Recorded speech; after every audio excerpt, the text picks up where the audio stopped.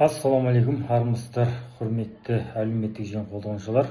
Менің есімім Жақбер Жасқанбайұлы, республикалық ақпараттық түсіндіру тобының мүшесі. Бүгінгі дәрісіміз дәстүрлі ислам діні туралы болады.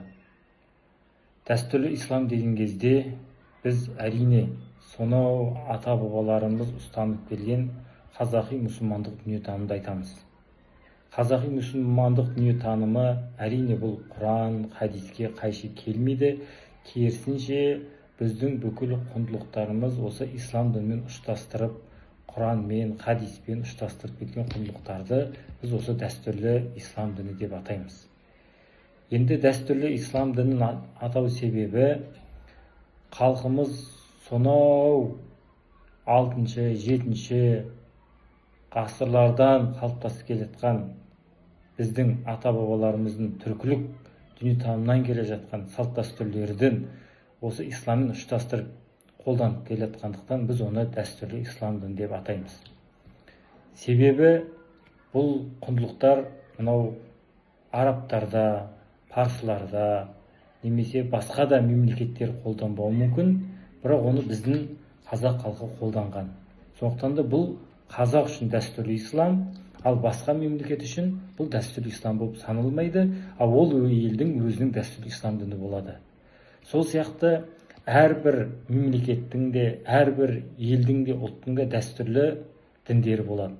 Мысалға, Ресей Федерациясындағы славян тектес халықтың дәстүрлі діні ол христиандық, соның ішіндегі православие. Енді осы сияқты Еуропада өмір сүретіндердің де дәстүрлі діні бар. Олар бұрыннан келе жатқан христиандық, соның ішіндегі католицизм. Осы сияқты әрбір ұлттың өзінің жан дүниесіне, психологиясына, менталитетіне сай осындай құндылықтар болады. Соны дінмен ұштастырып құндылықтарды сол өзіне дәстүрлі дін қып жасап алады. Бұл ислам тұрғысынан да, шариғат тұрғысынан да қарсы емес. Өйткені сенім ол біреу, бірақ шариғат қоғам, заман, климат, территорияға сәйкес өзгере береді. Енді өзіміздің ата-бабаларымызды ұстанып кеткен дәстүрлі ислам дініне, тарихына қысқаша тоқталып өтсек. 751 жылы Атлақ шайқасы болады.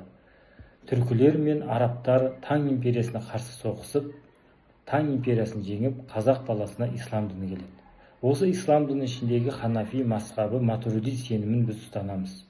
Неге ханафи мазхаб, матуриди сенімі? Себебі имам Матуриди осы Орта Азиядан шыққан түркі тектес ғалым болған, біздің ұлттық құндылықтарымызды, мәдениетімізді білген. Сол кісі өзіміздің дүниетанымымызға сәйкес осы сенім, имандылық, құндылықтарды қалыптастырған. Ал енді арабтарға, парсыларға, ыстық жерлерде өмір сүретін елдерден шыққан бұл имам Ашғари болған. Ол сожарлардың, сол елдердің дүниетанымына жақын болғаннан кейін Ашғари мазхабын, ақидасын солар ұстанады. Көріп отқандарыңызда қазақ халқының дүниетанымындағы ғалымдарындағы да ерекшелік осында. 751 жылы ислам діні келгеннен кейін біз исламның ақидасын, яғни сенімін, 5 парыз, иманның шарттарын бәрін қабылдадық. Бірақ арабтардың біз мәдениетін қабылдамадық. Өйткені арабтардың исламға дейінгі де өздерінің мәдениеті бар еді, бірақ біз арабтардың осы ислам дінін алдық та олардың мәдениетін қабылдамадық. Себебі әрбір ұлт өзінің ұлттық құндылығын сақтау керек. Құран кәрімнің Құжрат сүресінің 11-12 аятында мен адам баласын ер мен әйелі қылып жараттым, және де бір-бірлерін танымау ұлттар мен ұлыстар қылдым деген. Мұны осы ұлттар, ұлыстар қылғаннан кейін әрбір ұлт өзінің мәдениетін, тілін, дәстүрін сақтап қалуға міндетті. Міне қазақ халқы да осы түркіден келе жатқан мәдениетті сақтап қалған себебі осы да. Түркілерден келе жатқан бұл біздің беташарымыз, сәлем салуымыз, әруақтарды, әулиелерді құрметтеуіміз, өлілерді құрметтеуіміз, жеті атаға дейін қыз алысып, қыз берісуіміз, осының барлығы қазақ халқының мәдениетіндегі бар құндылықтар. Бұны біз шариғаттан, хадистен, аяттан іздесек таппаймыз. Өйткені аятта жазылмаған 7 атаға дейін қыз алысып қызға үйленуге болмайды деген. Әрине харам болған, үйленуге харам болғандарды жазылған, бірақ 7 ата деген нәрсе жазылмаған. Сол сияқты келіннің сәлем салу туралы да Құранда, хадисте айтылмаған. Өйткені бұл пайғамбарымыздың және де сахабалардың, арабтардың дүниетанымында, өмірінде болмаған. Ол біздің осы Орта Азиядағы түркі қағанатындарда болған. Соның ұштастырып жіберуіне себеп болған әрине осы имам Абу Ханифаның ілімін жалғастырған соның шәкірттері, және де имам Матруди, Қожа Ахмет Яссауи бабаларымыз болған. Міне осы дүниетаным арқасында Орта Азиядан Әл-Фараби, Ахмет Югенеки, Қожа Ахмет Яссауи, Арыстан Баб деген сияқты ұлы ғұламалар шыққан болатын. Қазақ даласына ислам діні көбінесе бұл қиссалар, рисалалар, насапнамалар, ауыз әдебиеті және өлең шумақтарымен жеткен.